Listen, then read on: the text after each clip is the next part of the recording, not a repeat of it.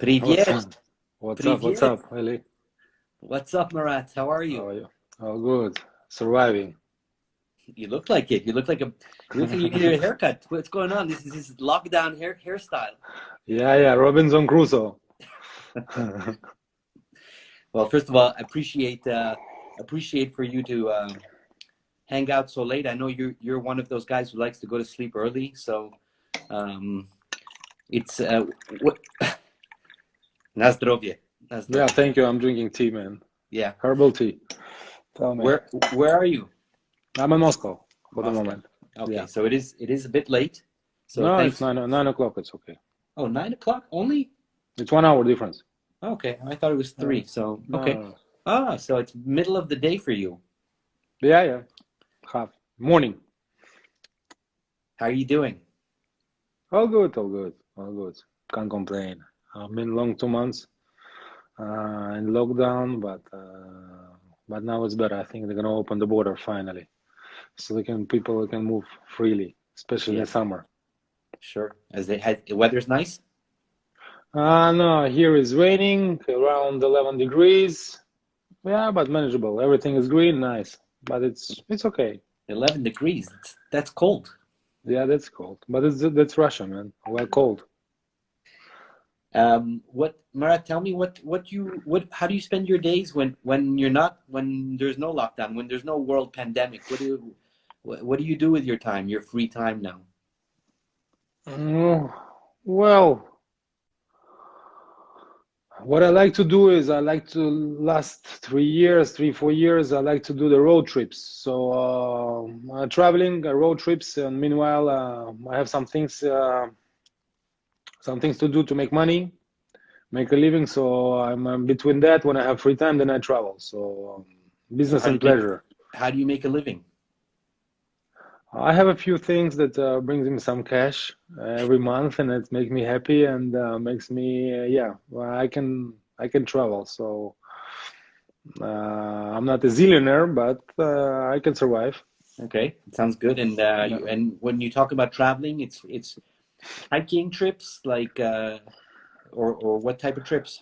No, I like, for example, last summer I did for a month. I did a trip around on the coast of all around the coast of Peninsula, Iberic Peninsula, which is Spain and Portugal, all around it. I took a car from Monaco and I drove. Yeah, 1 month, stopped in some villages. Then I moved. I stayed if I like somewhere to stay. Then I stayed a little bit longer. I could do my surf, well, kind of surf. So, and then I move on. And obviously, it's a good food there. I'm a gastronomic guy, so I find a nice places to eat and And you peace do and this quiet. alone? Alone? Yeah, alone. I don't want anybody to, like to influence on my day by day life, and I don't want to deal with any of other people's shit. Hey, I mean that's good. Why don't you I mean you should go get on a boat, no? Probably one next stage will be the boat. For the moment, I managed on the ground. Boat is a little bit, yeah, it's later on, I think, because well, I have things to do. So then I need to, for example, if I'm on ground, I can take a flight and can fly anywhere in the world. And if I'm on the boat, what I'm gonna do? If I have to fly, have some meetings, then it's complicated to move around. All right, you park your boat in a port.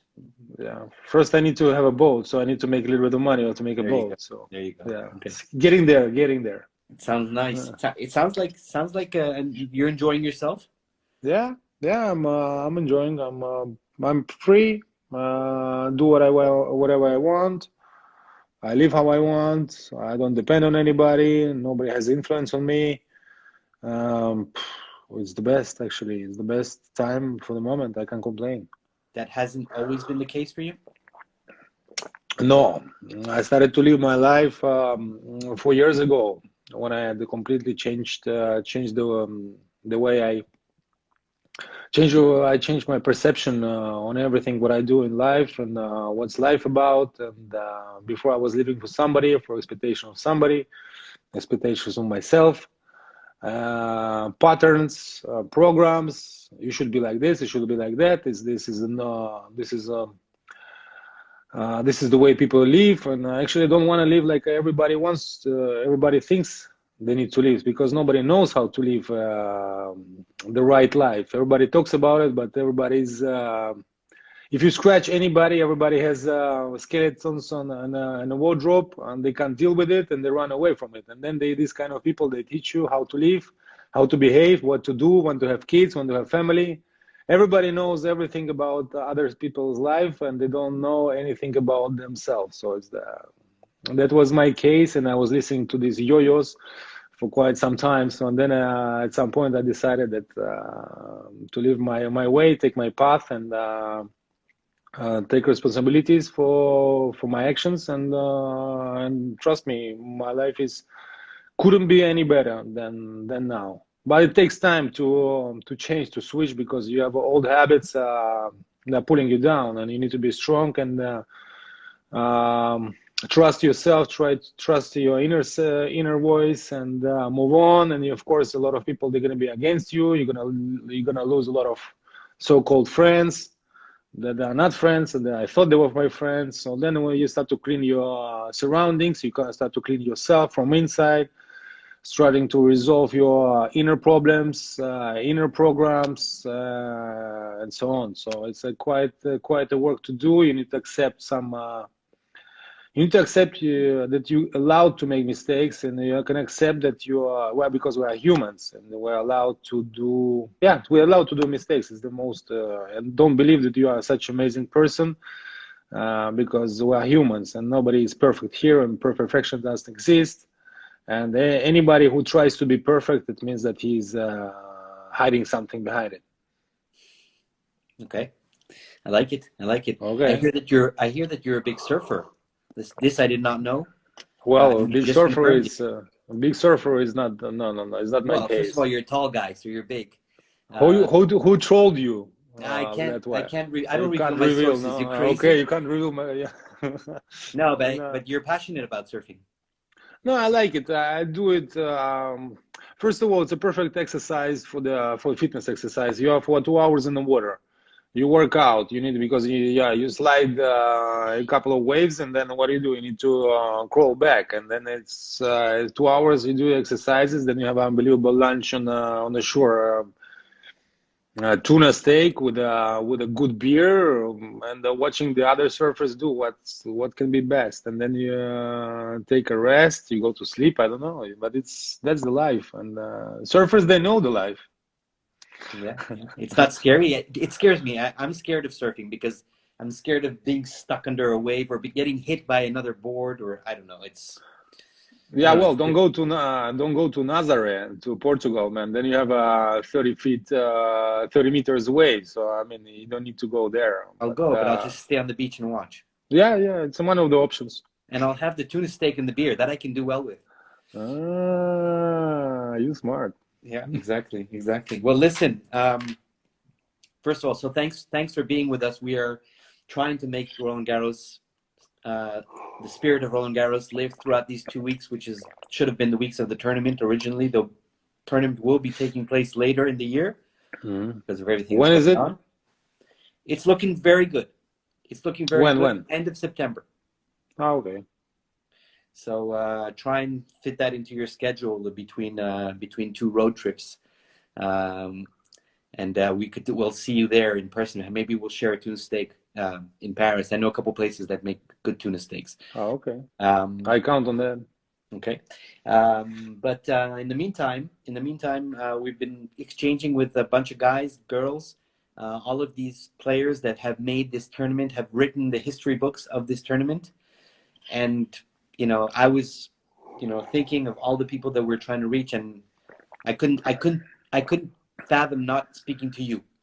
Not because you won the tournament 15 times, obviously, but you're and it's surprising, and we're going to cover that. But you're such a star, and you made so many people love watching tennis and want to play tennis, that you had to be part of this program. So thanks for thank you. No, I mean, listen, so many things come to mind, but so let's start off with your story a bit for people maybe who don't know the deep story, but you went and you developed your skills in tennis in Spain, in Yeah, Valencia. yeah. Well, I've been coached by my mother here until I was 13, and then well until 12, and then I went to Bolitieri Academy. They didn't take me. I wasn't good enough. They saw Nick saw me twice. He said, "No, yeah, you kid, you don't have any chance. You're a good player, but not at the Unreal. our scale." Unreal. And there was, but it was funny because I saw Haas there, I saw Lisnard, and it didn't really impress me much. And I said, well, listen, if these guys are Mirny and other guys, and they're not any good, better than me, they were a little bit older, but I was very good, in my opinion. And then it touched my ego when this guy, he said, Nick said that, listen, man, you are not too good for us. So, and it was a kick, a right magical kick on the butt, and to prove to the world, I guess, that I'm also a good player. So then I was lucky to end up in Spain. Well, not in Barcelona, but in Valencia. And now I'm thinking that I've been guided from upstairs somehow to Spain, because a lot of people are going to Germany. Some people are going to normally Germany. The Russians are going to Germany because they're playing for the club matches, so they have earned some money and they can live somehow. And my scenario was going to Spain. Then, of course, the Russian coaches said, no, it's a waste of time. This is bullshit. This is Spain. They only play defense. All this nonsense, stupid, genius people around tennis, they were saying that for a long time. And I'm saying this, and Spanish school, tennis school is the best in the world by far. And nobody can beat me on that when you get to the points. I mean, there is no way that States is not any good. Bolitieri is okay, but it's like nothing special about it. But Spain, look how many Spanish players are top 100 since the 90s. Sure. It's always like 15 players on the top 100. That was a time. There was a time when the American school was good. I mean, with Courier, Sampras, Todd Martin, Agassi, and so on, so on, so on. But it was a short amount of time. Look how many players are from States now, and how many people are from players from Spain. How many players are from France? France is okay school, but it's I take on Spain. Yeah, because I was thinking France also always regularly has at least 10 to 15 players in the top 100, like Spain. Yeah, but it's but yes, of course in top 100. But then if you look to top 20, then it's make a difference. Then you see the Spanish, and then you see the Frenchies, and the Frenchies, they are good to a certain level, and then when they have to break through, really to fight to winning Grand Slam, there is something is going on. They are always injured. They're always complaining. They have something, you know, I pulled my muscle, I pulled my stomach, I pulled this, I pulled that, I cannot play, I cannot do this, I cannot do that. So it's always the same story. It's been forever like this. So I don't know what's going on, because they have unbelievable talent, the Frenchies, the unbelievable talented players, unbelievable fighters. But all of a sudden something goes wrong when you get to the semifinals, to quarterfinals, big events. Then something is like they break down mentally. I don't know why. I don't know why either. No, it's my opinion. Obviously, I know. I'm letting you speak, man. I love it. I'm letting you speak. It's great. Okay. Okay. So Valencia, 4 years? No, well, since 93 till 98, but I kept after, and when I started to make money, I kept this as a base in Monaco and base in Spain, in Valencia, because I could come there for pre-season. I was doing in Valencia because we had Andujar, Jimeno, Andreev, Ferrero. We have a lot of players to practice with, and so it was comfortable, and it's good fitness, good facilities, good town. Why not? And you stay focused. You don't need to. There is not much traffic. Everything is in one place, and you know everybody for quite some time. You trust them, and it's a good. Was a good team there. Nice city. I was there for Davis Cup, Spain, Germany. Yeah, it's nice. Beautiful city, city. With they dried up the river and they made it all like you can run there. It's really yes. cool, and it's very obviously it's a university town, so you have a lot of young people around, all around the Spain, and very easygoing, quite cheap, good weather, good food. What else we need? Yeah. So clay court tennis, 100%, right? Yeah. Only clay. Only clay until 2000. Only clay, and you can see in my matches in until 2000, actually until 2002, 3 or something like this. Then I started to improve my volleys because I had no volleys at all. And in Spain, they didn't really. Back then, they were not really explaining how to play volleys, how to attack. It was more around grinding around the baseline and trying to, overplay the other player. But it didn't work on the serve. I don't say that bad. No, not at all. I'm saying that back then it was there. I'm talking about the year '93. So back then, all the Spanish players, they were playing on defensive. So I've been taught like that. And then throughout the career, I had understood that I have to improve my volleys. I need to improve my serve. And then that's why a lot of changes happened with Peter Lundgren, as coach of Federer. And then I improved my volleys. It was a different story. Yeah. What he taught, like coming up, shortening the points, coming to finish the points at the net, being a bit more offensive. Yeah, how to make approach, how to play, and which point, how to play, improve the serve, higher percentage, no kicks, more variety. Because back then it was my technique on the serve wasn't really unbelievable, and that's why I was struggling playing against the big guys, against the big players. I was struggling on that. Especially playing against Agassi or Sampras, you need to hold on your serve, and my serve was quite shaky. It was only kick, and with kick, where you go, you don't go anywhere. Oh, you can go to the backhand on the advantage side. Yeah, for quite some time, and then you get your ass kicked. When you were with Lundgren, was after he was with Federer or before?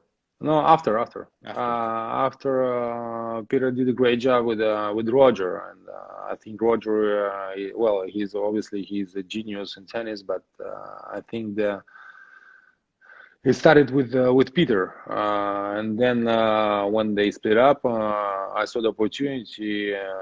If he did such a job with Federer, I think he can do something with me. That's how it started. Good personalities too. You guys clicked well. Yeah. Yeah, thank you. He's good. He was good heart. Yeah. And so, what I'm trying to figure out, because I checked out your record in Paris, and like I said, I mean, you made semifinals. That was your best result. Yet you were what they call a clay court specialist, really, because you had spent so much time in the Spanish school. And why do you think? When you look back, why do you think you never won the French Open? I mean, because I was stupid. Really? That year against the May year that I made the semifinals, I tanked the semifinal against Ferrero. I tanked. I mean, like you couldn't see it, but it was I gave up the match and playing against the Costa in the finals of French Open, and I beat Costa. I think that year I beat Costa on Hamburg, so he's not really an unbelievable player that he will kick your ass and you have no chances. With Costa you can play, but something went wrong at the first set with Ferrero, and it was over for me, and then I never had opportunities to do well there. How do you give up after one set? How is that possible? Because I was fragile. Such a competitor, when you're such a I was fragile on my head.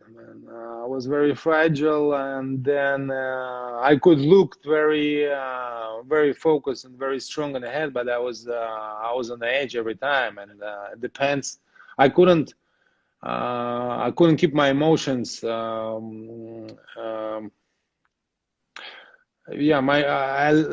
emotions guided me. And then it was my struggle because I couldn't hold the pressure, I couldn't hold anything, and then it was a disaster. From once I let my emotions go, then it was a dead end. Yeah, it was a 6-3. You see, 4-2. 3, 2, and 4. Yeah. That's and what, short match? Fast? Yeah, it was not a match. It was he didn't beat me. I lose to him. 2 hours and 8 minutes. Nothing. And you guys practiced all the time together, right? Not all the time But because a he was lot, practicing. no? He was practicing like 1 hour away from Valencia. He was between Albacete, Alicante, and Valencia. So he was there in the middle of nowhere, in the fields of on the field somewhere between the mountains. Not really unbelievable place where he was practicing, but it's okay. But from time to time we could hit some balls together, and we shared the fitness coach with him, and it was okay. Yeah, and I know him since I was 14. And you're head to head against him. I You don't know what know. you know what it is? No, 6'6". 6'6". Ah, okay. Interesting. Yeah, but it's like he should say thank me. He should thank me that I let him win, let him beat me 6 times. Okay. I don't know if he's watching, but I'm I sure. hope he I hope he hears me. Okay. Okay. Pass him on the message. I will. I will. He then went on to let Costa win. So you guys all were very generous that year, huh? Yeah, I was super generous. Yes. So but you never were able to correct that. This mental Well, fragility. no, I couldn't deal. Yeah, I was sometimes was getting better. Sometimes, yeah, sometimes I could get better, but I was far away from being at the top, and that's why I was very negative on the court, very negative, and that's why I got burned out at the end of my career. I wanted to retire. I broke all my everything I could broke from the body. I broke, and I got even more depressed, and I couldn't run anymore. So then I got burned out, and then I retired. I said, "This is basta. If I'm fighting for number one, or I'm not playing tennis at all. I don't give a shit to be 15 in the world, 10 in the world. It's not for me. Mhm. I want it all." So it wasn't that hard of a decision to take, really. No, it was like it. I wanted to retire at the age of when I broke my knee after Australia. I was trying to play another 3 months with the painkillers, with injections to the knee. Then I realized I couldn't play. I went to recover from the injury. I didn't recover well. I broke again, and then it took me 1 year to recover to play normally. And then I said, "Impossible! I cannot run to the forehand." The guys they say it, and why to suffer? Why to suffer? Why to disrespect yourself? And then I said, "Okay, let's stop this nonsense and let's move on with our life." Nice, impressive. I want Mhm. to make a little parentheses here because you did get to number one, Mhm. um, and your sister got to number one also, and Mhm. that's something that to this day has not happened again. A brother and a sister who are both Mhm. number one in the world. Forget about brothers and sisters being both professional tennis players. You guys were both number one in the world, that's just completely crazy. No, I Well, mean, yeah, of course, it's crazy. I'm so happy about my for my family. I'm happy for my mother, father, sister. That we are the only one man and woman number one in the world. We have sisters, Williams, but we are yeah. better than them. We are boy and girl. Everybody's getting their fair share tonight. I love it. Yes, yes, yes. But for her, it must have been even harder because you led on, so she had the pressure to do as good as you, and she managed to do it. Uh, it's crazy. It's such an achievement. Well, I don't know how it was for her, how she felt, if she felt this way or not. I mean, But I she was helped her always your out. sister. She was always your little sister. Yeah, but for me it's difficult to. I understand what you're talking about, but for me it's difficult to think from her point of view because nobody actually put her any pressure. I brought my family to Spain so she can play, and whatever she does, she does. Like she doesn't need to prove anything to nobody. And then it depends on her what kind of pressure and how much pressure she put on her to be number one in the world or be better than me or whatever. So it's difficult for me to. I Mhm. guess she has pressure. I guess now I no, it's a good point. Yeah, Well, anyways, yeah, hats off yeah. Okay, thank you. to the Safin family because you're also the first Russian to win the U.S. Open. Hmm. So that's Actually, a nice thing. And so when you won that tournament and you just sweep the court with Pete Sampras in straight sets, everything went right. Then I guess that's how that's what you needed to win at that moment of your career. You needed everything to click. well, it's final of US Open was a surprise for me. Well, not a surprise because I was ready to fight for it, but I never expected I'm gonna beat Sampras in the final.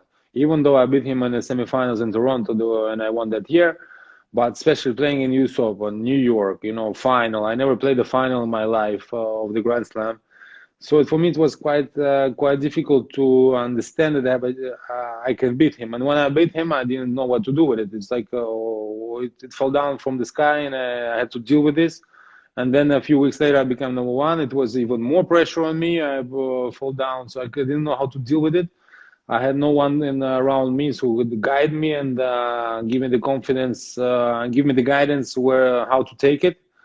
And I was all alone with myself, and a lot of people around me pushing me to play better and to make money. That's the way it was. So nobody really educated me in the right way how to passing from a normal mediocre player to becoming number one. So it's like a big difference on attitude in the head.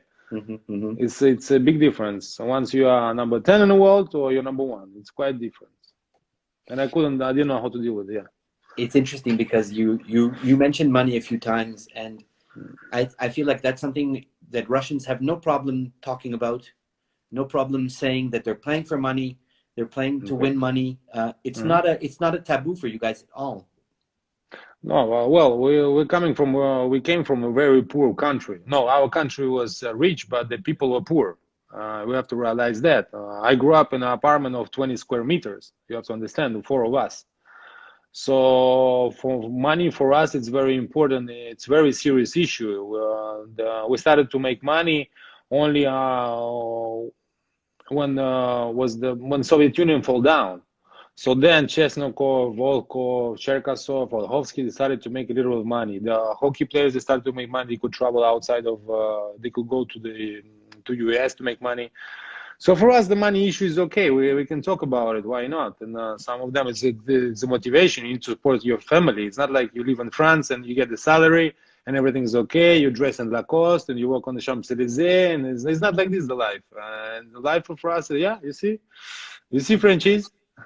And for us, it's a little bit. It's a really serious issue because like I said, we've been for ages, for decades, we live in a very poor. So for us to make a little bit of money, to be able to travel, to live our life, it's very big significance for us. Yeah, it's impressive stuff. Okay, we come back to Roland Garros. And the 2004 tournament, which is a tournament that maybe will stay more in the history books about you than the 2002 tournament, surprisingly enough, because two amazing things happened that tournament that were just little things, but that's what people remember. You know what I'm talking about. One is Mantia and one is Starace. Those two matches for different reasons. The Mantia match, which stays one of the craziest matches of court number one, which was a magical court. That court, by the way, is gone. I don't know if you knew it, but they tore it down. Yeah, they made it, I think, last year. Yeah.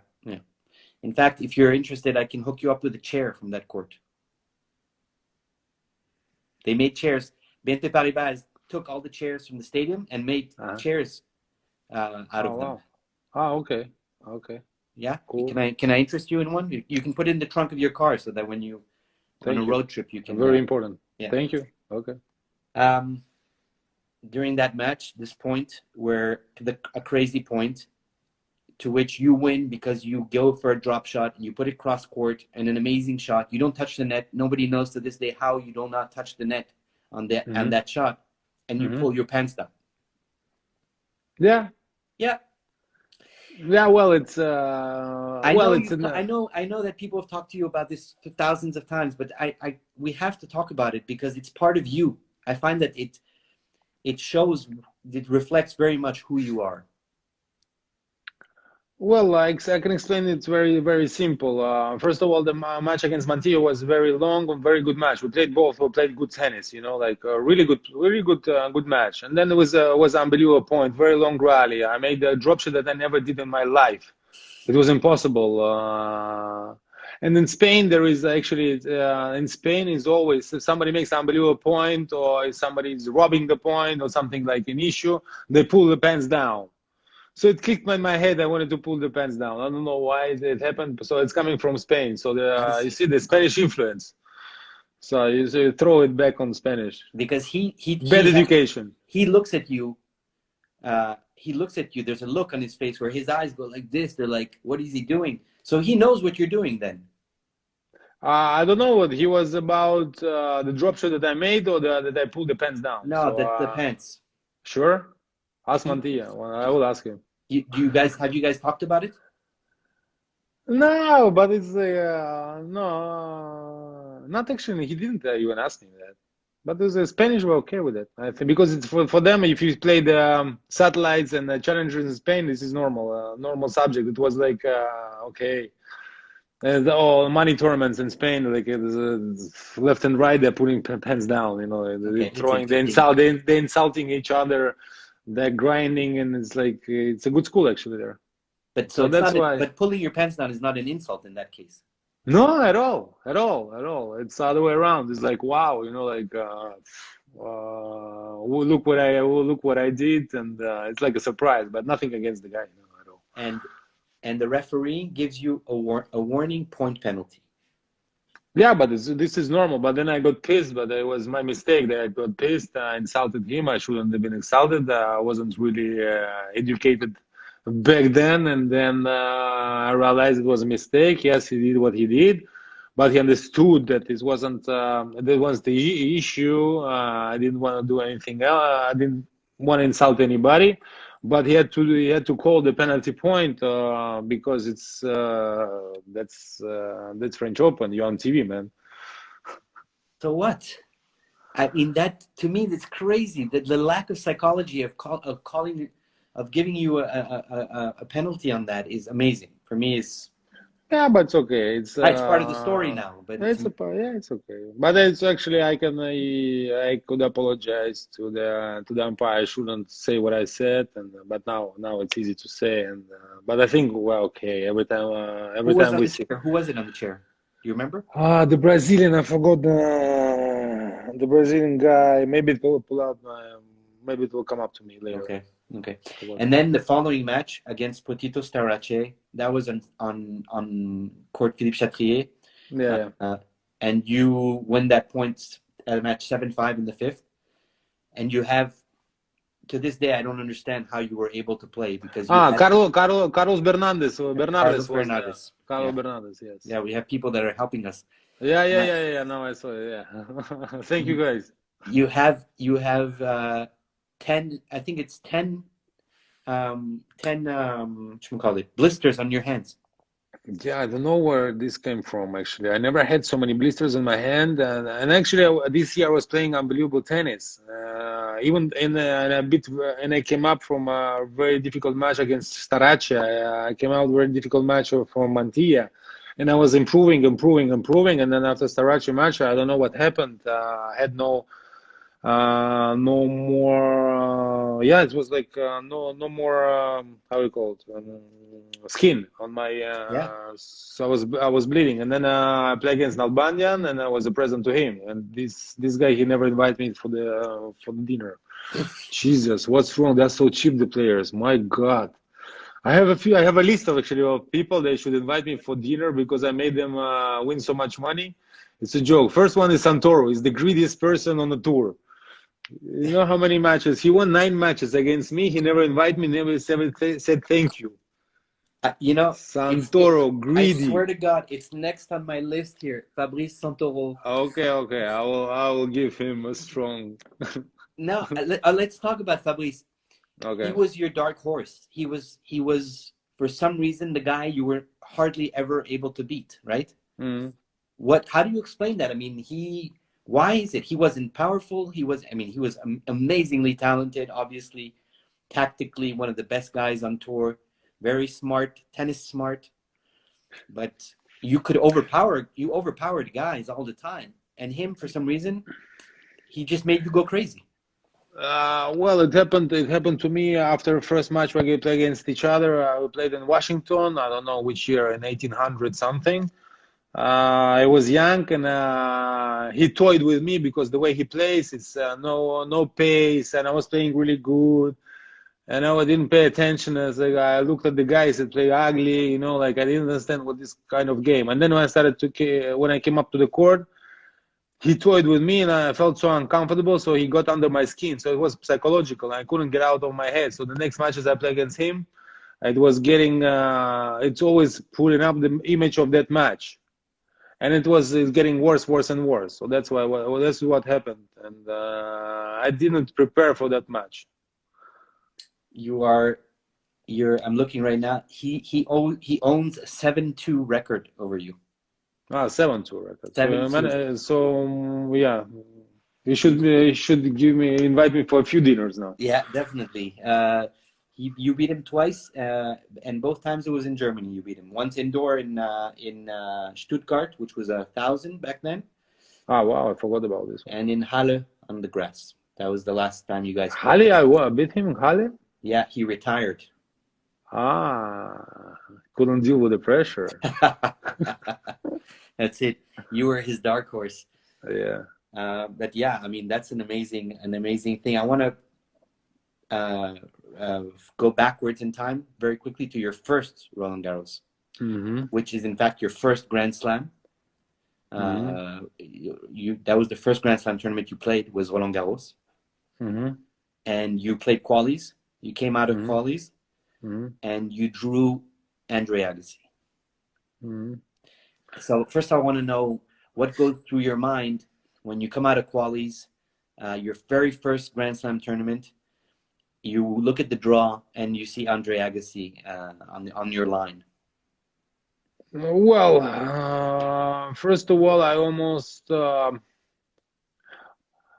it started like this. I came to the tournament of French Open to Roland Garros to play the qualies, and all of a sudden, right before that week, I decided to change strings. I was playing with Kirschbaum, and I wanted to change to Iso Speed, and I never hit the ball with it. I just string the rackets, and I went to play the Roland Garros. Why would you do that? I don't know. I still don't know. I was 18 years old kid, oh my God. And then I realized I cannot play with this. I practice okay, but practice is one thing, and then playing on the final or playing the tournament's another thing. So I play in the first match, and I'm losing set and a break, and I'm realizing that I'm gonna lose the set. And I think set on a break against somebody, and then all of a sudden I asked somebody on the ground, on the stands, because some players were watching. I said, "Listen, find me some Kirschbaum racket and Kirschbaum string, and I need to string now because I'm losing." So the guys they went quickly to string me the racket. They bring me the racket. I started to play with Kirschbaum, and I won. I won the first match. Was your racket or just somebody else's racket? No, with my racket, but different strings. So they were like very fast. They string for 15 minutes. I tried to go slow around the points, and so I don't lose very fast. And then I won the match, and then I won another match. I started to play better. I was playing better. And against Agassi, when I saw Agassi in the first round that I'm going to play against him, obviously it was a surprise for me, not a really good one.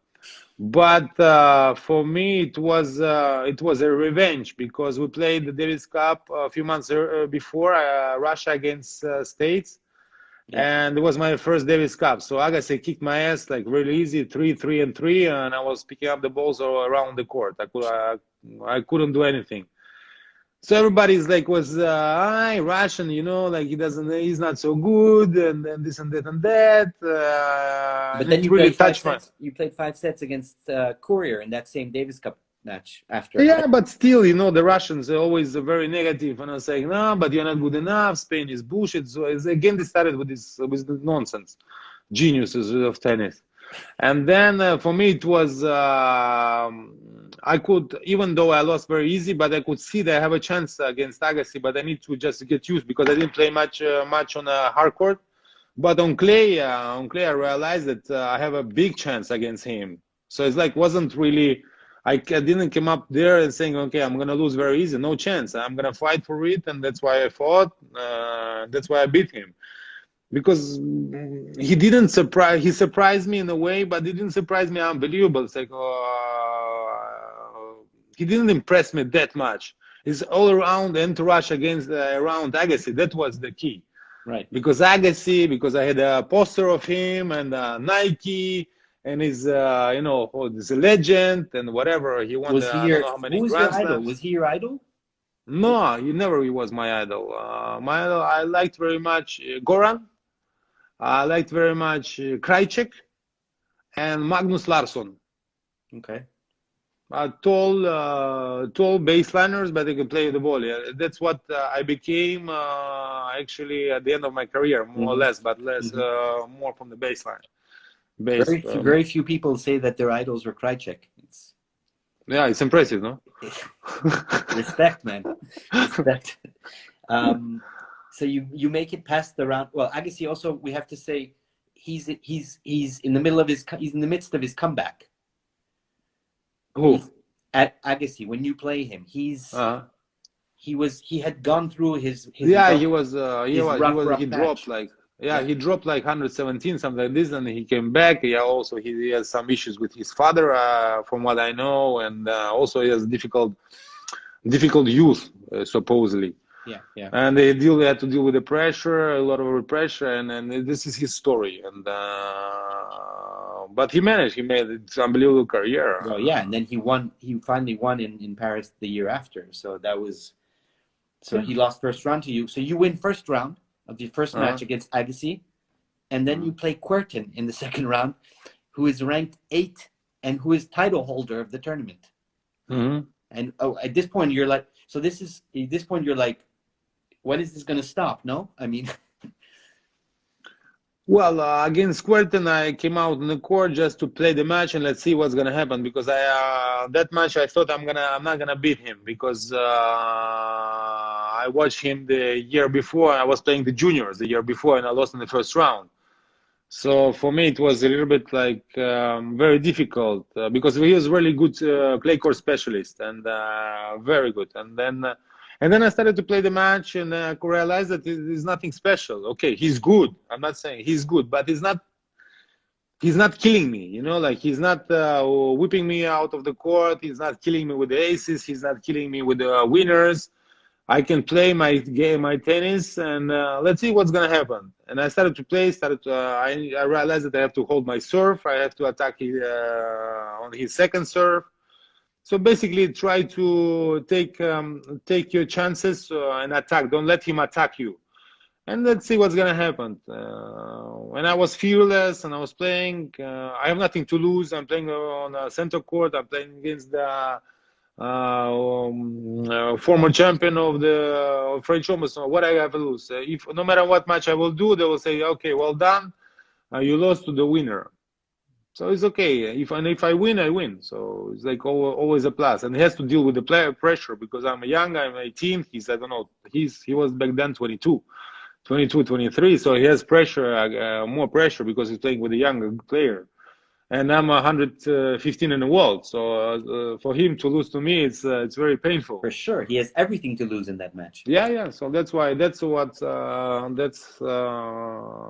it was. And 6-4 in the fifth. So your first 2 Grand Slam matches are 5-setters, 10 sets in 2 matches. That's how you started your Grand Slam career. It's not bad playing Agassi. Yeah, I was just warming up. Yeah, you were just warming up. And in fact, then you lost. Well, you beat Daniel Vacek in 4, and then you lost to Cédric Pioline. It was my mistake also. Oh yeah, he owes you dinner also. Yes. yes. Because there was I made a few. I had not much experience, and then there was a few points that I gave him a present because it was like some ball that was on the line outside, and I gave him, okay, let's play. And that's he came back into the match and he beat me. I should have won that match actually. I play against after to play against Razi. Yeah, in the play against quarters. Korecha.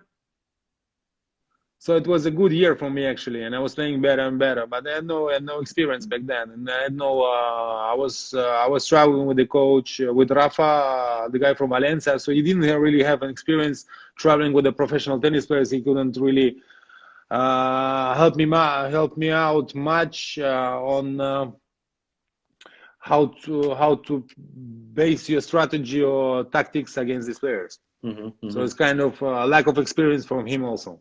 Well, I mean, that was your first tournament. You're allowed for mistakes in your first tournament. Yeah? Of course. Let's talk about something real quick about the racket breaking. But the racket breaking, it goes with the rest, right? It goes with what you were talking about your mental, the way you were fragile mentally, or is it something else? Yeah, it was fragile mentally. That's why I was boiling, and I need to hit something, or it was the ball outside of the court, or it was the racket. I had no other tools. Did you ever try and think of a way to overcome this? Did you ever? I mean, I'm sure you did, but what attempts did you make to try and beat these demons? I tried to work with the psychologists, but I needed something deeper than that, because psychologists they're quite superficial, and it doesn't work on professional athletes unless they put you in a deep state of trance or meditation state. Then you could change something, but still on a talking matter, it's like it doesn't help much. It can help you for 1-2 days until you collapse the next time. So it's very deep internal work, and then I realized that I could deal with that afterwards, after retired tennis. And then I could deal with this issue from where the anger was coming, from where all these things were coming, and back then there were no tools how to deal with this kind of things. Psychology is not back then, especially, it wasn't the answer, because there is no sportsman psychologist. Even though there was somebody who was calling themselves a sports psychologist, is bullshit. Because you talk to them and they don't know, they have except the certificate on the wall, they don't know anything else. I deal with the with psychologists. It's all blah blah blah blah blah. What about, like, I don't know, hitting a boxing bag, or boxing off time, or getting this stuff out? Like, that wasn't a possibility? Something you thought about, or something you even tried, or it was too dangerous? No, because I dealt with it afterwards. It was a very difficult issue. It was I had to dig it out from there with some help of some external help to deal with. And I went to Peru, and I guess I'm not gonna name it, but it helped me a lot, this trip to Peru a few years ago, to be able to dig out these kind of things, the anger, the anxiety, these kind of issues, especially anxiety. Yeah, anxiety and anger. It was the thing. I was anxious every time and angry on me, and so these kind of things that none of the psychology could deal with. Okay, well, I'm glad you were able to deal with it. Do you feel appeased? Do you feel more? Yeah, that's what I'm saying. I'm good. That's why I'm feeling free. I don't have many issues left. Obviously, I have issues, but it's not like not fundamental. It's more specific ones. But before, you need to deal with the fundamental issues and that you have, that are not allowing you to live fully and be happy. And once you start to take away the things, you start to clean your inner self from from the things that you don't need anymore, and not they're pulling you down. You need to get rid of them, but it's easy to say to get rid of them. You need to identify them. You need to identify from where they're coming, and the mechanism how to extract that outside of your body, of your brain, of your cells, basically. And I did some purging, a lot of purging in Peru, a lot of purging.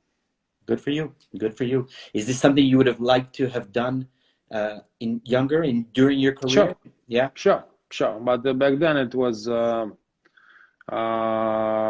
wasn't very well known, these kind of things, and it started only to be known in the last few years. These kind of things, even though now the people don't realize how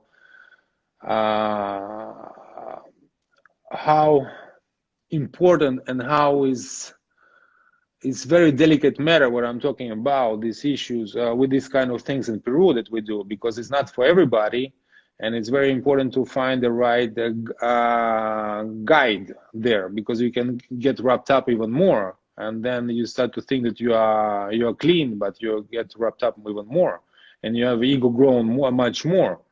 And then you have issues and issues and issues, but you think that everybody is an asshole and I'm the God. That's also some issues I saw, like these people coming from Peru with this kind of nonsense in their head. And so they are going in the wrong direction, but they don't see it. Yeah, it's complex to say. Yeah, it's complex. It's not a walk in the park. That's for sure. It's not. Yeah. Listen, yesterday I was speaking with Chris Evert. And I asked her to give me a question for you. Chris Evert. Oh my God. Okay, shoot me. In fact, before she did, I asked her what she thought of you, and she first of all, she said you were one of the best looking tennis players she'd ever saw. Oh my God, thank you. Wow. So I'll just say that. I'm not gonna deny it. Okay, thank you. Bring it more. Come on, you were like girls loved you, man. They love you. You know that, right? No, back then I didn't know, because I was insecure before, and I couldn't understand. I couldn't deal with that, and it's funny to hear that, but I was very shy, and I couldn't deal with these kind of things, and I was running away from them more than getting together. More than embracing. But improving. I'm improving. Yeah, I'm sure you are. So anyways, Chris her question for you was, do you regret not having been a bit more serious in your career, or are you happy with the way you did it, and if you had to do it again, you would do the same thing? And hold on, before you answer, Marat, sure. We're going to get cut off. So instead of getting cut off, let me kill it and restart it. Yeah, sure. Okay? We'll be right back with Marat, live from Moscow. Stick around. Just a second. I'll take the water. Okay. Wait.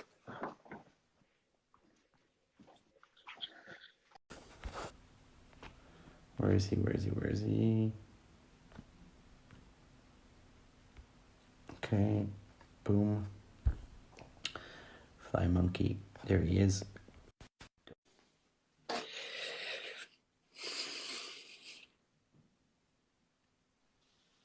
Okay. I'm back.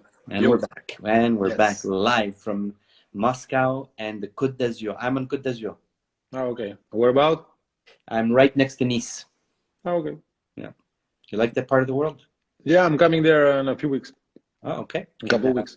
Let me know. I'll sure. Come over. Until when you're there? I live here, man. Oh, okay, so I'll see you there. So then when I'm there, I ping you. Nice. We'll have dinner. So you want to answer Chris? Chris, yes, but I answered well, yes. Well, obviously, every person and afterwards is smarter than we used to be before. Obviously, afterwards we could, of course, we could have done something better. But I always say there is a saying, pardon my French, if the grandmother would have balls, she would be a granddaddy. So I think it's an experience, and every stage passes. Everybody has own stage. Everybody has own path. And if I wouldn't be the way I was before, I wouldn't be where I am right now. And right now, I'm happy the way I am. So I had, if I would change, if I would be different way, I would be different person. I would not be. It wouldn't be me. So obviously, we'll make mistakes. Obviously, we need to accept that. It's a good step. It's a good step forward to accept that you're allowed to make mistakes, and everybody does. So yes, I did a lot of mistakes. I should have done a lot of things better, but it's my experience, and I can improve based on that mistakes. I can improve my life right now, and I could use that experience to improve my life, quality of life right now.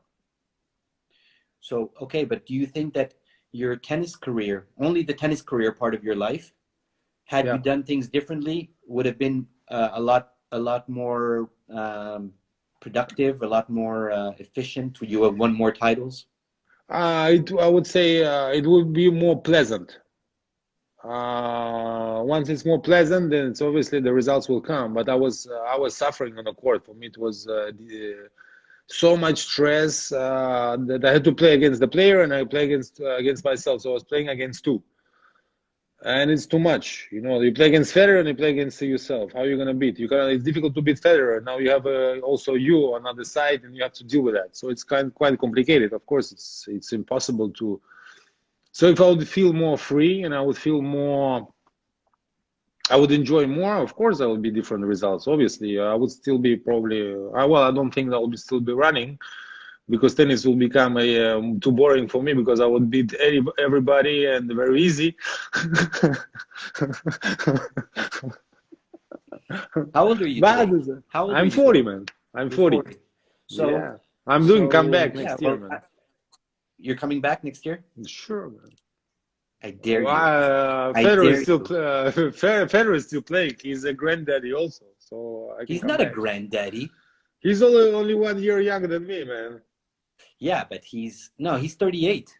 No? He's 81, man. I'm 80. Oh yeah, 39. Yeah, you're right. Yeah, So, but he's not a grandfather yet. me neither. You sure? Yeah, I'm sure. I know my battles. I remember all of them. No prisoners. Okay.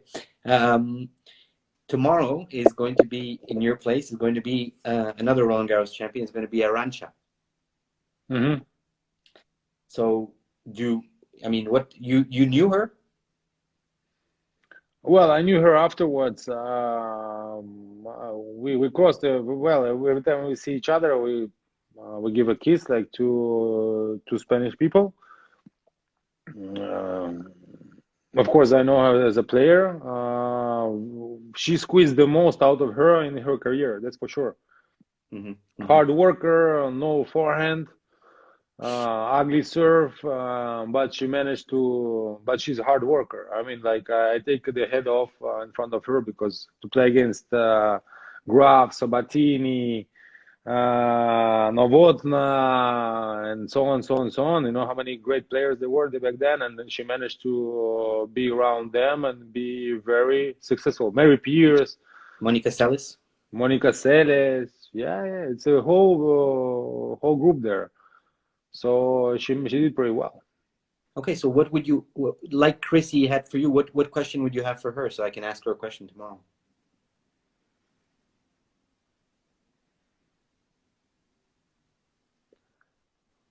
Good question. Good question. No, obviously she's a legend. You put me under pressure right now. How should I ask the question of the legends? I was looking at her in black and white TV, and she was like the legend, big time legend for me. So I'm too scared to ask the question for the moment. Oh, Let me good. maybe later, maybe in a You're few minutes. scared to It ask a will come up. question? When's the last time you were scared of anything? A few years ago, Oh yeah, well I was that's not. scared of everything. Oh yeah. No, but come on. I mean, okay, I'm not going to bug you with it, but if you Okay. can come up with one, Yeah, sure. it will be good. Listen, we're gonna come to a close. I'm gonna let you go. Uh-huh. Okay. Before I do, however, I want to do the famous quiz, because I always end my interviews with a little quiz. Simple, Roland Garros related, Marat Safin related. Not all my quizzes are Marat Safin related. This one is. I hope so. Okay. So the first question, and this is it's an interesting question because it says a lot, I think, about.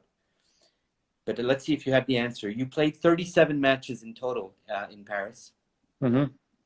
How many of those matches did you win in straight sets? I'll tell you something. I'll tell you the number of. You know how many you won in total? No. Okay, you won 26. 26. Okay, so it's. How many in straight sets do you think? 15. Less. Lower. Low. 1. 4. 4. Yeah. And I was looking at your guys, write me right answer. My God, I was checking some guy. He wrote there 15. My God, you don't know anything. 9. What 9? 7. No, 4. Okay. How is that? How do you explain that? I don't like easy answers. I like to complicate my life. Oh, I see. So that's I like part to of make it. my life difficult. Yes. Otherwise, it's too boring. When you did win a straight set match, how did you feel? Like a baby that slept all night? I don't even remember how many matches. Now you are telling me 4 matches I won in 3 sets, and I don't remember all of them. None of them. 0. You don't remember any of them? I can tell you. Your last win was against Alexander Sidorenko. Okay.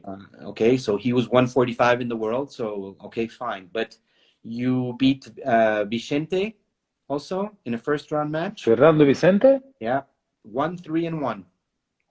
Wow. He's the coach of Rublev now. Yeah. Okay, I didn't know. Okay. And you beat, but you had a good win against the best 3-set win was in quarterfinals in 2002 against Sébastien Grosjean. Grosjean, yes. Okay, I remember. Yes. 3-2. That one I remember. 3-2. Yeah. But it was easy for me to play against Grosjean. Why? Good forehand, but so-so serve, so-so backhand, not very powerful, so he couldn't really make any danger. He couldn't harm me with anything. He has no weapons to outpower, like shoot me out of the court, and he has no tools for me. He was quick though, very quick. Quick, but it's okay. But it's nothing. He wasn't Hewitt, But good player. But for me, it was too comfortable to play against him. Yeah. And obviously, he's a good player. He was 3 in the world. He was, I think. Yeah, 3 or 4. I think, yeah. 3 or 4 in the world. Yeah. Of course, he's a good player. And the other one was Tommy Haas. Tommy Haas, big win. He was 21. I kicked the ass of the good-looking one. Okay, Tommy boy.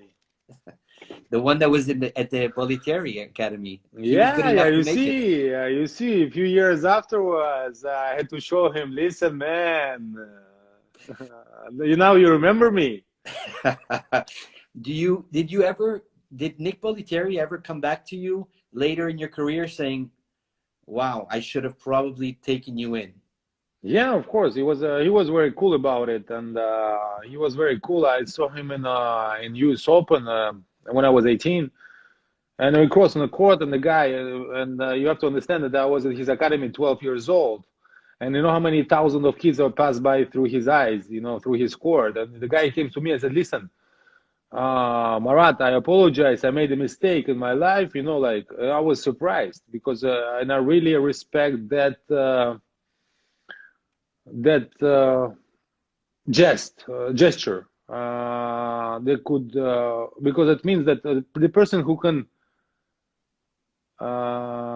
apologize for the mistakes, so-called mistakes, everybody makes mistakes, but accept that he made a mistake. It's a really big step forward, and it's really cool thing to do. So I really appreciate the people who can do that. Not many people they can do that. They always find an excuse, no, because I didn't know, I don't remember. Da, da, da, da, da. And the guy, he came straight forward, said, "Listen, I made a mistake. I apologize." Like I said, "Wow, thank you very much. It's really, it means a lot to me." Nice, nice. But Tommy boy, He's a tournament director now. yeah. Sorry, Doc. What's it, Mister Tommy Boy? Exactly, Mr. Mister. I'm sorry. I apologize. It's true. He good looking guy. Not as good looking as you, Marat. Don't worry. He has less hair, man. Especially now. Especially now. Now he understands what's to be the tournament director. Second question. Yeah. Who was the highest? Who do you think was the highest ranked player you beat at the French Open? You have an idea? I'll give you a hint. He's French. French? No idea? Well, how many French guys did you play at Roland Garros? Do you remember that? Well, I played Grosjean, I played Santoro, I played Piolín, I played Ascion. Well, that's it. You said his name. Piolín? He was number 7 or 5 in the world, no? Back then. Six in the world, yes. Unbelievable tennis, unbelievable technique he had, very, very smooth. And he's a good guy. Cedric, I like very much. Cedric is a genius. I hung out with him a lot because he was on the Davis Cup team, and I was working with the ITF, and we were. Oh, okay. So it's very cool. Cedric is very, very cool. Very cool. Yeah. I like to hang out, and also Escudé is a very good. My friend. Yes, very, very easygoing. Piolín, unfortunately, he had to suffer Pete Sampras twice in a Grand Slam final. Huh? Yeah. Yes. Because that goes Wimbledon. Wimbledon and US Open. But I think Cedric, he didn't believe in himself in that matches because he had the game to beat Sampras actually. He could play the similar tennis as Sampras because he could volley, he could play from the baseline, unbelievable forehand, similar game actually. But he always losing very easy. Like I think it was 3 sets and 4 sets, something like this. But there's not much damage made because he didn't believe in himself. Yeah, and I was cheering for Piolín actually. But he didn't have a pulled stomach or a pulled leg or an injury. No, back then it was they had balls. Now I don't know. Okay. Final question. This might be an easier one. Can you name 3 Parisian nightclubs? Man Ray, VIP, and Rasputin. Malaguet. That was easy. That was my playground. Those were your favorites? Yeah, it was my favorite courts, man. Unbelievable. Paris. Very good surface. Does that also explain maybe the so-so results at Roland Garros, the nightlife in Paris? Good nightlife? No, it wasn't the issue. I could say that. Right now I could say, but no. Okay. I was quite serious about it because I knew that I have to run on the court for quite some time, and I didn't wanna. I could come afterwards, and always the day I was losing, I was going out, and so I could meet all the same guys that I know the nightlife in Paris, so it wasn't the issue. You could find anything any day, but it's better afterwards. It's more enjoyable. Mm-hmm. Yeah, no, for sure. Mm-hmm. Okay, we've come to an end. We have 2 little things left. I told you about there's a charity draw, a charity raffle that's taking place for the Paris hospitals. Mm-hmm. And so we're getting all the legends are giving us something, an article, a racket, I know you broke all your rackets, so a shoe, a shirt. Do you have anything for us? I think we can deal with the racket or shoes. Sounds good. Sounds good. Will you sign them? I will sign them. I will bring when I'm coming there. I will. I see you in Nice or something because I'm planning on coming in 2 weeks. Oh, perfect. Okay. Yeah. So I ping you. Great. And the last Cool. thing, can you just look into camera, say, hey, this is Marat Safin, you're on We Are Tennis, and we're here to talk about Roland Garros. Hi, I'm Marat Safin. We are in We Are Tennis. Hi, I'm Marat Safin. We Are Tennis. Thanks for watching us, and see you soon, Roland Garros. And behave, guys. And yeah, keep smiling. Spasiba, Marat. Спасибо. Thank you, Eddie. You're amazing. See you Thanks, soon. Eddie. See you in 2 Ciao, weeks. dude. Ciao. Ciao, ciao, ciao.